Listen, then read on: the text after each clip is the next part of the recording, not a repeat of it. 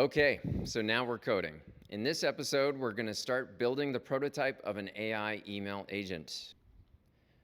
When coding with agents, you have to know your tools. The temptation when people and myself first got started using AI coding agents was to abandon all structure and just YOLO massive amounts of code. That is a huge mistake. So whether you are a beginner or a professional or someone who coded decades ago professionally, you need guardrails for your AI coding agents. Agent chaos compounds quickly and is almost impossible to reverse. So fixing a chaotically coded project is 10 times the amount of work as building the same project with the right foundation from the start. So let's make sure we start with the basics and start with a strong foundation. So assuming that you have downloaded either Codex or Claude onto your machine and have it up and running in the command line, we are going to create a folder for our first project.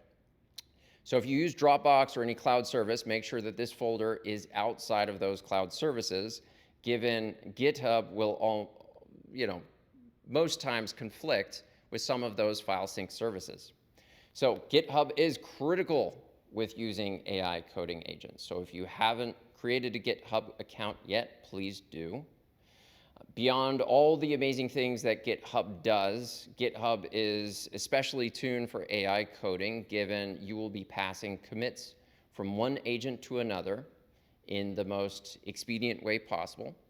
You'll need a clean history of what changed and when, and the ability to revert back to a working project is very helpful.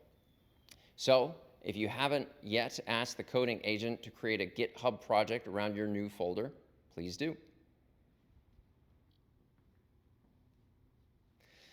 So now that we have a new folder for our coding project, we're going to open up the command line and get to work. I am going to open up one instance for Codex and one instance for Claude in the same session. I will instruct both agents to work in that particular folder and to read the Claude.md file. Now, Claude will often do this automatically, but Codex, whether intentional or not, will probably skip over that file and ignore the instructions within. To save yourself time and avoid creating multiple versions of different agents.md files and agent instruction files, I'll tell Codex to read the Claude.md file and follow the instructions exactly. I say exactly because I find that Codex will often give it a cursory read or skip some of the instructions.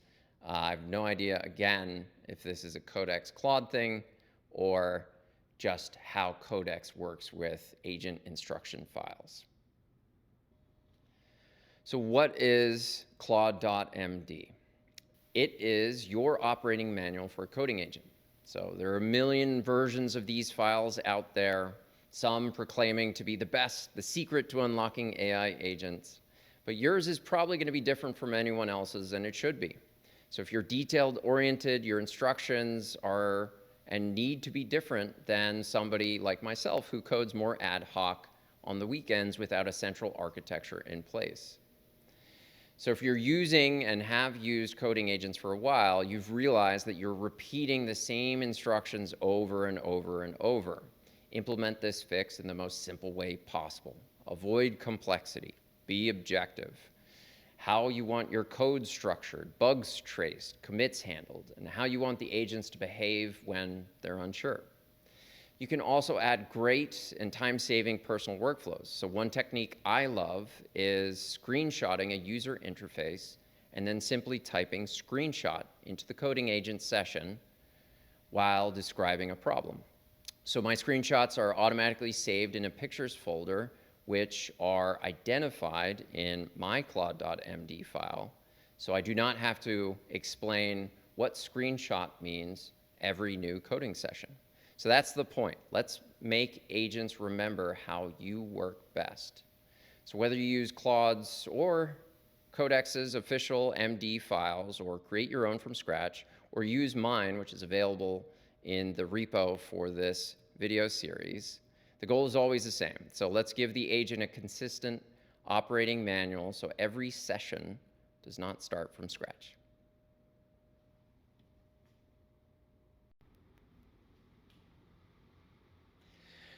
So your project is set up and the agents know how you like to work, but you hit your weekly limit and have to wait 3 days to start coding again. Both Claude and Codex give you a certain amount of usage under the Pro plans, and when that runs out, you either have to buy more ad hoc capacity or wait until the weekly window refreshes. So managing these limits intelligently by monitoring token usage and weekly limit percentage is key.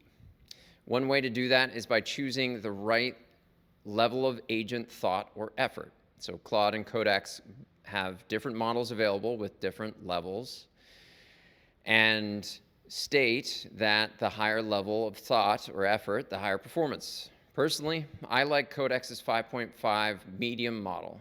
I haven't seen a major performance lift from either high or extra high that would justify burning through my weekly usage window much faster.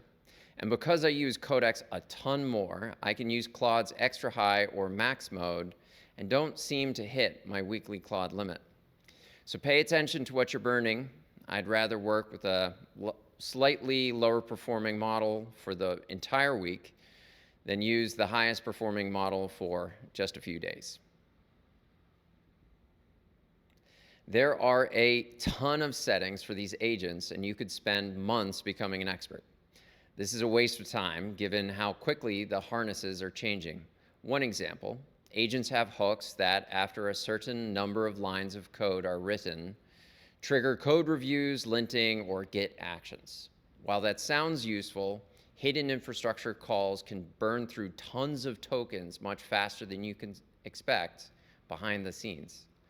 The most important setting is the permissionless mode, which means that the coding agents do not ask for user approval for most actions.